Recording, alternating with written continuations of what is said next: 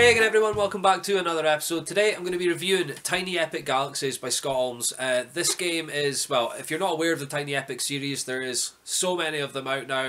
Defenders, Resort, Western's not long been out. This is also the game that's going to be in the competition that ends midnight on the 25th of February, so that's midnight my time. I'll then be drawing the winner and probably posting that up on the 26th. But anyway, today I'm going to be reviewing Tiny Epic Galaxies. This is the actual version that people will be receiving. This game plays from 1 to 5 players and is a dice rolling game where you choose to activate dice in a certain manner, and the activation, the way that you choose to activate them is very important because that is the actions that you'll be taking first, second, last, you know, depending on how many dice you've got. It's also about kind of upgrading your empire, unlocking different things and travelling to different planets to sort of use or abuse their resources as well.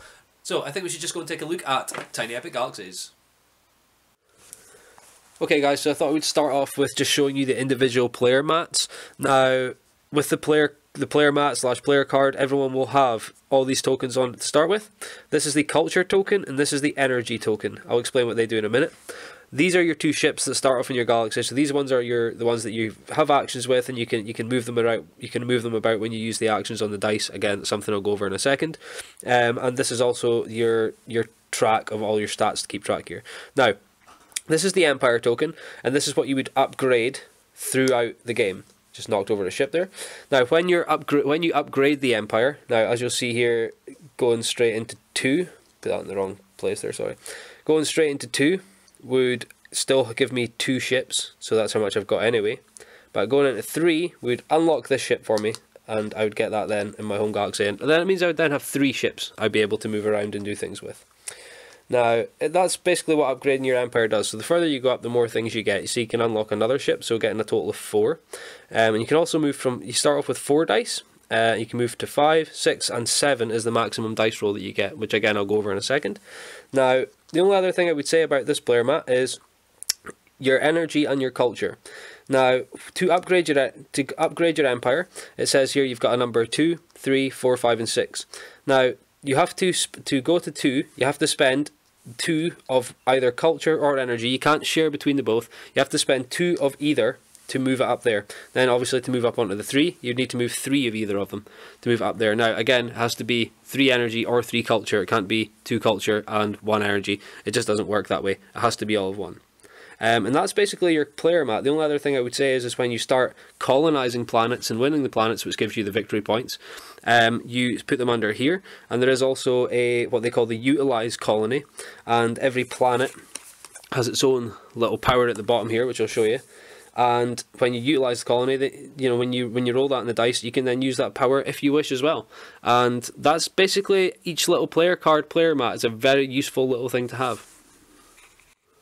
And at the start of the game as well, I should say that everyone will get dealt 2 secret mission cards. You select one and then put one back in the box, and then that is your secret mission. Now that can vary from things like gain 3 victory points if you have the most diplomacy planets, and gain 3 victory points if you have the most planets at the end of the game. And also there's like 3+ player only goals as well, which say if you're tied for the most, gain 2 victory points anyway. And obviously you're getting the idea here. The whole idea is to gain victory points, and obviously you're trying to do that by completing your secret missions and colonizing planets, which I'm just about to go over.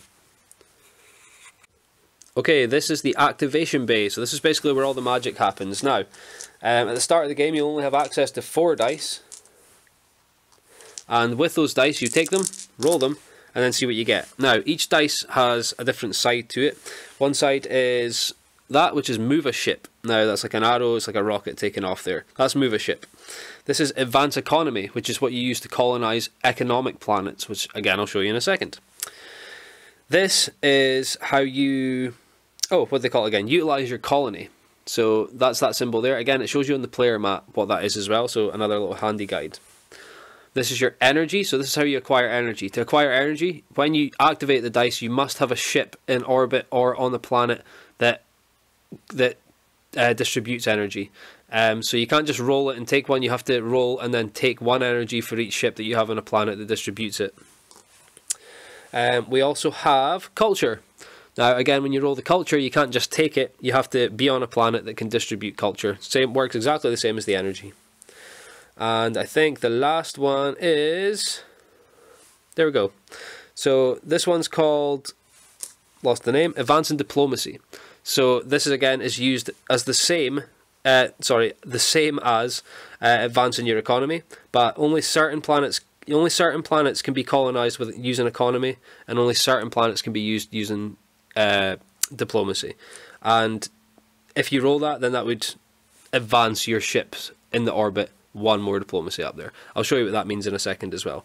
Now, when you roll your dice, it's very important to look and see what order you're going to activate them in. So you decide how you activate them, and then you take all your moves, one after another. There's also this conversion bit here now. I just want to go over this as well before I leave the activation bay. Now, say I rolled these 4 dice and I didn't want any of them, okay? Now, obviously I don't want this diplomacy. So what I can do is I can take 1 diplomacy, 2 diplomacy here. Now that putting them there allows me to take any one of these dice and change it to a face that I want. Say I wanted to move a ship. And then I can put it on the activation bay there as the first thing I want to do. Unfortunately, you lose 2 dice to change one to what we want. However, it's better than not being able to take any actions, really. Okay, and the last thing I wanted to show you was the planets. Now, the planets themselves, you deal 2 extra compared to how many players there are. So, for instance, a 2-player game, you would deal 4.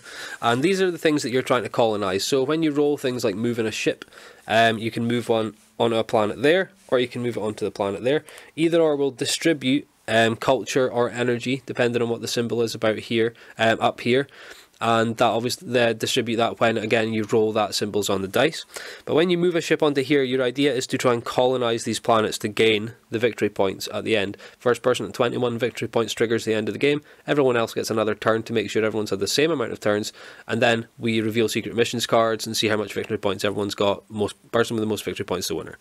Now, once you get onto colonizing a planet, you need to roll that symbol on the dice here, so it's either diplomacy or economy, and get, so in this instance, 4. So once I rolled it 4 times, regardless of if there was any other ships on this path here, I would take this planet, put it under my activation bay, and then nobody else could get the chance to use it, and then you would draw another planet from the deck, so that there's still the equal amounts of planets there.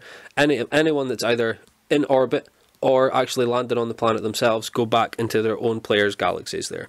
Now, it's very useful to get these cards because every card has its own special power, which goes underneath your player card, so that when you can eventually, what's the word I'm looking for now? When you can eventually utilize your colony, which is the one that either to start with lets you upgrade your empire for energy or colony, you can also use these powers as well, as opposed to them just being one-offs like when they are if you land on the planet. So if you move and decide to land there, you can use this power as a one-off, but if you're in orbit like this, you can't use the power until you physically colonized it, and then it's your own, and then by that point nobody else can use it anyway. And that's really the idea of gaining these planets. And as you can see, the planets all have a different amount. There's one where you have to get the economy up, but you've only got to get it up by 2, and it's only worth 1 victory point. And then when you do it, this gives you the power of being able to advance 1 diplomacy up on a different planet there if you're trying to conquer more. So it's when I say conquer, I always mean colonize is what they use, but I guess because it's like in space and because of the games that I usually play, I always think conquer, but it is colonize. So that's basically the game. Now I think the only other thing to show you now is the basic setup of the game so that you see how it's all played. Okay, so I thought I'd just show you all the basic setup for Tiny Epic Galaxies. 2 cards plus the number of players for the colonization planets here. Anytime that you colonize one, you can take it. You take it and you draw another one from the draw deck there, so there's always going to be 4 planets. Your actual board here would sit in front of you, not there. I'm just showing you for example of what's all in the game. Secret mission cards would generally go back into the box as well. Other than that, the first thing you always do is roll the dice and then decide what you're going to do, because it's the dice that make all the actions for you, like I said. The order in which you activate them is very, very important here, really important, because if there's certain things that you could only do if you manage to do other things first, it's really hard to explain that, but I guess once you start playing it, you really see what I mean. Other than that, that is Tiny Epic Galaxies. This is the setup. I've just kind of really shown you how to play it there. I think we should just go and take a look at what I thought. So guys, what did I think of Tiny Epic Galaxies? Really enjoyed it. I love the space theme. I'm generally a sucker for anything that's sci-fi anyway, but the very fact that you're building your own empire, traveling to different planets to try and stay, get into the orbit of them to then conquer them. I really enjoy it. I really do. I like the follow mechanic as well. It takes away some of the downtime that you would usually have in sort of a kind of heavy thinking game like this. I wouldn't say a heavy thinking game, okay? Because that's been a bit too much like, well, this game's like really heavy and there's a lot to think about. Because there isn't. There's only so much things you can do. There's only 6 sides to those dice, but thinking of what order you're going to do them in is important. It is important. I mean, because certain times you can do things on your turn, but in order to do it, you have to do certain things first. So that's the idea of having the activation bay and how you're going to activate your dice. There's also the converting your dice thing, which can be good and bad, but I kind of feel that it does need to be there so that if you roll basically a bunch of nothings on your turn that you can do, that you feel like you don't want to do anything with, that you can still at least attempt to do a couple of things, energy, whatever.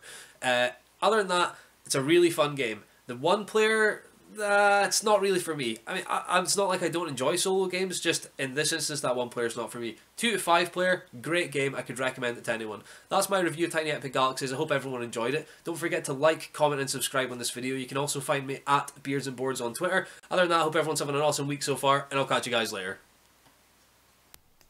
This episode was sponsored by GamesLore, the UK's largest specialist games retailer, which can be found at gameslore.com.